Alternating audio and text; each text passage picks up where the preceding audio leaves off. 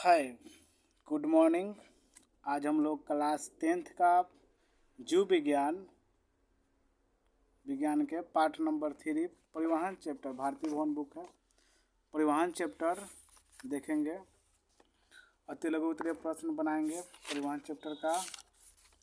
ये आपका रहा परिवहन चैप्टर। यहाँ पे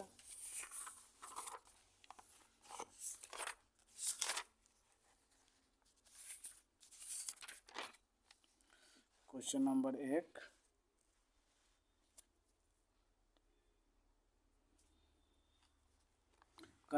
जीवों के शरीर में पदार्थों के स्थानांतरण के लिए विकसित तंत्र को क्या कहते हैं? तो इसका आंसर होगा परिवहन तंत्र। क्वेश्चन नंबर 2 संवहन ऊतक किसे कहते हैं? इसका आंसर है संवहन ऊतक का उच्च स्तरीय पौधों में जल, खनिज, लवण तथा पोषक पदार्थों को विभिन्न भागों में पहुंचाने वाले ऊतक को संवहन ऊतक कहते हैं। मैं फिर से रिपीट कर रहा हूँ। उच्च स्तरीय पौधों में जल, खनिज, लवण तथा पोषक पदार्थों को विभिन्न भागों में पहुंचाने वाले ऊतक को संवहन ऊतक कहते हैं। 3 नंबर क्वेश्चन है, चालनी नालिकाएं कहाँ पाई जाती है? इसका आंसर फ्लोएम होगा।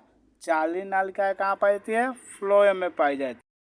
वाष्पो उत्सर्जन किसे कहते हैं? इसका आंसर होगा पत्तियों के सतह पर पाए जाने वाले वतारंध्र से होकर जल का भाप के रूप में बाहर निकलना वाष्पो उत्सर्जन कहलाता है। फिर से बताते हैं, पत्तियों के सतह पर पाए जाने वाले वतारंध्र से होकर जल का भाप के रूप में बाहर निकलना वाष्पो उत्सर्जन कहलाता है। पेड़ पौधे के पत्तियों में छोटे छोटे छिद्र पाए जाते हैं, जिससे पेड़ पत्तियां श्वसन सांस लेती है और उसी के माध्यम से जल जाइलम ऊतक द्वारा जल को ग्रहण किया जाता है, जिसे बाहर निकाल दिया तो वाष्पोत्सर्जन के रूप में पत्तियां जल को बाहर निकालती है। क्वेश्चन है वाष्पोत्सर्जन हो गया मेरा। नेक्स्ट है 5 नंबर क्वेश्चन है, स्थानांतरण क्या है? इसका आंसर होगा खनिज एवं भोजन के जलीय घोल का पौधे के एक भाग से दूसरे भाग में जाना स्थानांतरण कहलाता है। स्थानांतरण देखिए, उच्च जो पौधे होते हैं, बड़े आकार के पौधे होते हैं, उसमें खनिज एवं भोजन के जलीय घोल का पौधे के एक भाग से दूसरे भाग में जाना ही क्या कहलाता है? स्थानांतरण कहलाता है।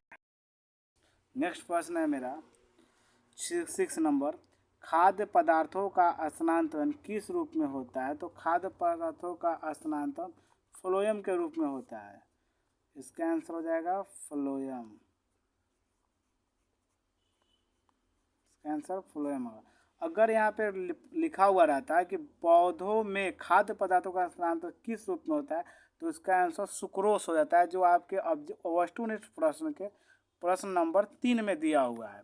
उसका आंसर ठीक है, पौधे लगा रहता है तो वहाँ पे सुक्रोस होता है आपका, बट यहाँ पे पौधे नहीं है। सिर्फ क्वेश्चन कर रहा है खाद्य पदार्थों का स्थानांतरण किस रूप में होता है, तो इसका आंसर फ्लोएम होगा। क्वेश्चन नंबर 7 कह रहा है 7, खनिज लवणों का अवशोषण किस रूप में होता है? तो इसका आंसर आयन होगा। खनिज लवणों का अवशोषण जो होता है, उसका शोषण आयन के रूप में होता है। पेड़ पौधे में आयन होगा इसका आंसर। 8 नंबर क्वेश्चन कर रहा है, खाद्य पदार्थों का स्थानांतरण क्यों जरूरी है? खाद्य पदार्थों का स्थानांतरण क्यों जरूरी है? खाद्य पदार्थों का स्थानांतरण क्यों जरूरी है? क्वेश्चन नंबर 8 का आंसर है क्योंकि खाद्य पदार्थों की सहायता से ही पेड़ पौधे में भोजन, प्रकाश, संश्लेषण की क्रिया होती है, इसलिए खाद्य पदार्थों का क्या है? स्थानांतरण आवश्यक है, अर्थात जरूरी है। नेक्स्ट प्रश्न है मेरा 9 नंबर का रहा है, रक्त के विभिन्न अवयवों के नाम लिखिए। तो इसका अवयव 4 होते हैं। एक में जाएगा प्लाज्मा, प्लेटलेट्स, प्लेटलेस, गलती हो गया, लेस, इसका हो जाएगा 2 इधर लिख देते हैं, एक हो जाएगा RBC,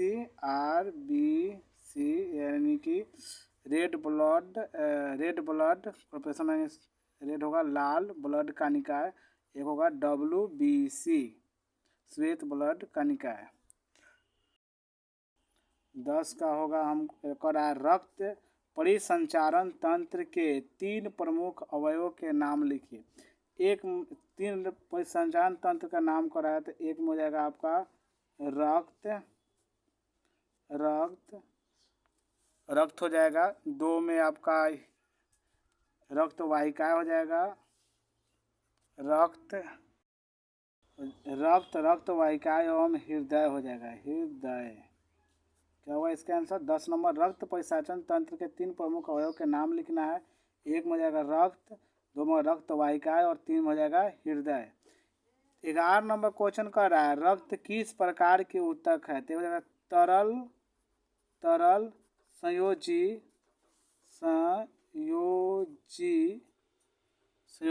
ऊतक है। रक्त एक तरल संयोजी ऊतक है।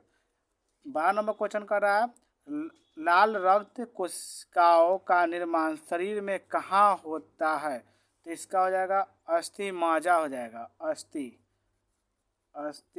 डंडी सा है कार हो जाएगा, अस्थि मज्जा। नेक्स्ट प्रश्न कर रहा है 13 नंबर, ये 12 का था, 13 नंबर का मनुष्य में लाल और श्वेत रक्त कोशिकाओं में कौन दूसरे की अपेक्षा बहुत कम होती है, तो इसका हो जाएगा श्वेत हो जाएगा, श्वेत रक्त कोशिकाओं में होता है, जिसको बोलते हैं हम WBC, रक्त कम होता है लाल रक्त की अपेक्षा। 14 नंबर क्वेश्चन है रक्त लाल क्यों दिखाई देता है, तो इसका हीमोग्लोबिन के कारण, हीमोग्लोबिन नामक प्रोटीन पाया जाता है जिसके कारण रक्त लाल दिखाई देता है, तो इसका आंसर होगा ग्लोबिन। नेक्स्ट क्वेश्चन कर रहा है मनुष्य के हृदय में 4 कौन कौन से वेश्म होते हैं, तो मनुष्य के हृदय में 4 कौन कौन से वेश्म होते हैं सॉरी दिखाई नहीं दे रहा था। मनुष्य के हृदय में 4 कौन कौन से वेश्म होते हैं, तो इस 4 तो इसमें हो जाएगा अपना क्वेश्चन नंबर हमारा ये 15 नंबर है। इसका आंसर जो होगा 15 नंबर का 4 वेश्म का नाम लिखना है, तो हो जाएगा डाया अलीद, 2 में होगा बाया अलीद, 3 में होगा डाया निलय, 4 में हो जाएगा बाया निलय।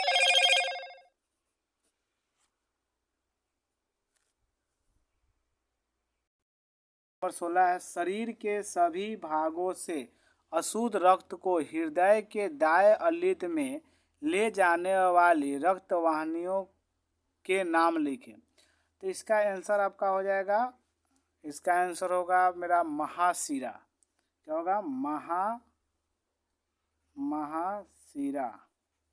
महाशिरा जो होती है शरीर के सभी अंगों से अशुद्ध रक्त को लेकर हृदय के दाएं अलिद में ले जाने की रक्त वाहिनी होती है।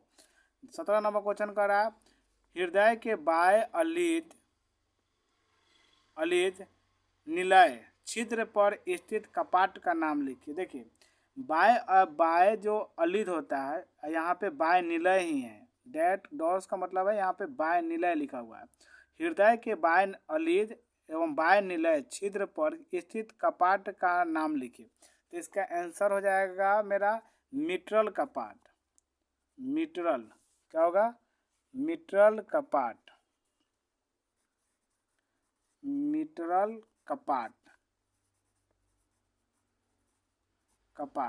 या इसी का नाम होता है, आप लिख सकते हैं द्विदली कपाट। ये बाएं निलय से ब्लड को जाने देता है, ठीक है, बाएं अलिंद से बाएं निलय में ब्लड को जाने देता है, बट उसको रिटर्न यानी वापस ब्लड को नहीं आने देती है। प्रश्न नंबर मेरा नेक्स्ट होगा, क्वेश्चन नंबर 17 हो चुका है, मेरा 18 होगा। इसका आंसर होगा मिट्रल कपाट, या आप इसको लिख सकते हैं द्विदली कपाट भी इसी का है। 18वां प्रश्न है, फेफड़े से शुद्ध रक्त को बाएं अलिंद में ले जाने वाली रक्त वाहिनी के नाम लिखे। तो इसका आंसर होगा, करा फेफड़े से शुद्ध रक्त को ले जाता है तो उसका हो जाएगा फुफ्फुस। आंसर होगा फुफ्फुस, फुफ्फुस सिराय, फुफ्फुस सिराय। प्रश्न नंबर 19 कह रहा है मेरा, हृदय के वेशमों का संकुचन क्या कहलाता है? तो सिस्टोलोन कहलाता है। इसका आंसर मैं यहाँ से लिखूंगा, जगह कम पड़ जाएगी। सिस्टोल तथा शिथिलन, शिथिलन एवं शिथिलन डायस्टोल, डायस्टोल कहलाएगा ये। नेक्स्ट प्रश्न है मेरा, हृदय के वेशमों का संकुचन क्या कहलाता है? क्वेश्चन नंबर 19 हो गया कि हृदय के वेशमों का संकुचन क्या कहलाता है? तो सिस्टोलोन तथा शिथिलन डायस्टोल कहलाता है। प्रश्न नंबर 20 है, शरीर की ऐसी धमनी का नाम लिखे जिसमें बीऑक्सीजनित रक्त प्रवाहित है। बीऑक्सीजनित करने का अर्थ है कि अशुद्ध रक्त प्रभावित होती है। तो अशुद्ध रक्त जो होता है फुफ्फुस धमनी में प्रभावित होती है। किसमें होता है? फुफ्फुस, फुफ्फुस धमनी हो जाएगा, धमनी।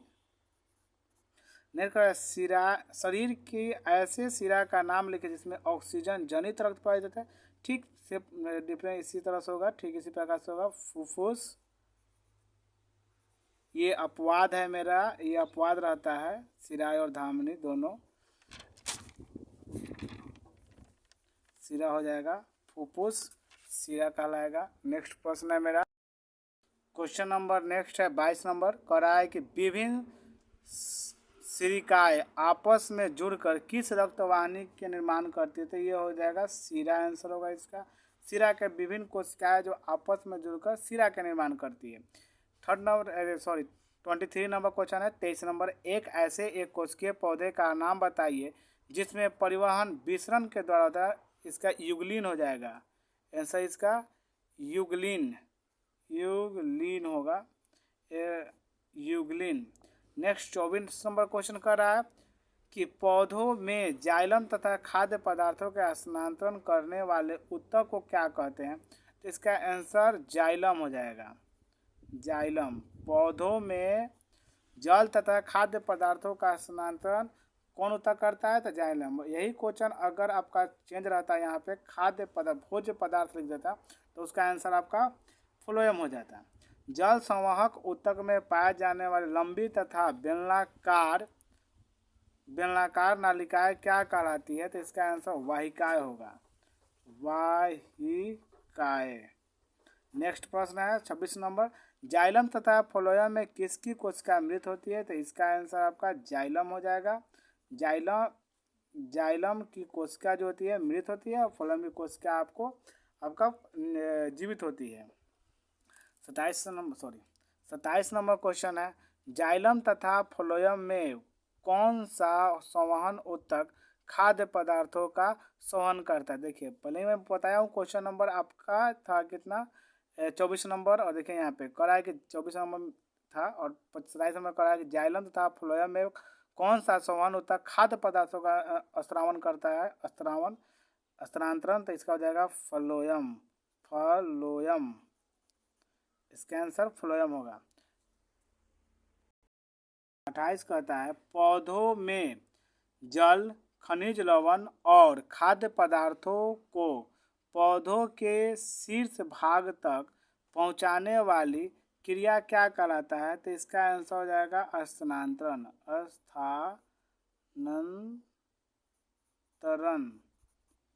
स्थानांतरण होगा, स्थानांतरण। कहता है रक्त या रुधिर किस प्रकार के ऊतक है? तो तरल संयोजी ऊतक है। नेक्स्ट कहता है मेरा क्वेश्चन नंबर 30, डाया और बाया अलिद एक दूसरे से किस रचना द्वारा अलग होती है? तो ये होगा अंतरा अलिद भित्ति। अंतरा, अनुस्वार तरा, अंतरा अलिद भित्ति। अंतरा अलिद भित्ति द्वारा क्या होता है? अलग होता है। क्वेश्चन नंबर 31 कहता है उस शिरा का नाम बताइए जिसमें शुद्ध या ऑक्सीजन जनित रक्त प्रवाहित होता है। तो इसका आंसर आपका हो जाएगा फुफ्फुस। फुफ्फुस शिरा, फुफ्फुस शिरा। प्रश्न नंबर 32 कहता है वैसे रक्त प्लाज्मा जिसमें लाल रक्त कोशिकाएं नहीं पाई जाती है वह क्या कहलाता है? वैसे रक्त प्लाज्मा। तो इसका आंसर हो जाएगा WBC। WBC में जो होता है, WBC का रंग जो होता है लाल नहीं होकर वो सफेद होता है, यानी श्वेत होता है। तो करा वैसे रक्त प्लाज्मा इसमें लाल रक्त कणिका ना पाई जाती है, तो WBC आंसर होगा इसका। क्वेश्चन नंबर आपका 23 कह रहा है 23 नहीं है, 33 है, 33 क्वेश्चन है। रक्त का संचार ज्यादा दबाव से किस में होती है? धमनी में, या यहाँ पे लिखल है शिरा में, या लिखल है यहाँ पे शिरा में। तो इसका आंसर जो होगा धामिनी हो जाएगा। इसका आंसर क्या होगा? धामिनी होगा, धामिनी। नेक्स्ट नंबर आपका क्वेश्चन, लास्ट क्वेश्चन है, कह रहा है लास्ट क्वेश्चन यहाँ पे आप देखिए, क्वेश्चन नंबर लास्ट है कि रक्तचाप की माप किस उपकरण से की जाती है? रक्तचाप की माप किस उपकरण से की जाती है? तो रक्त दाब मापी यंत्र होगा, या इसी का नाम होता है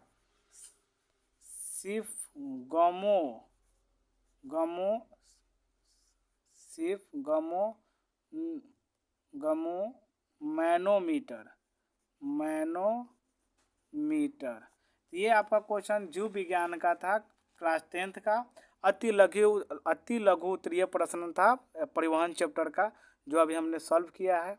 वीडियो थोड़ा लॉन्ग हो गया है, कोशिश करें हैं बहुत कि शॉर्ट जाए। अगर आपको वीडियो अच्छा लगा है तो please like, comment and subscribe जरूर करें। Thank you.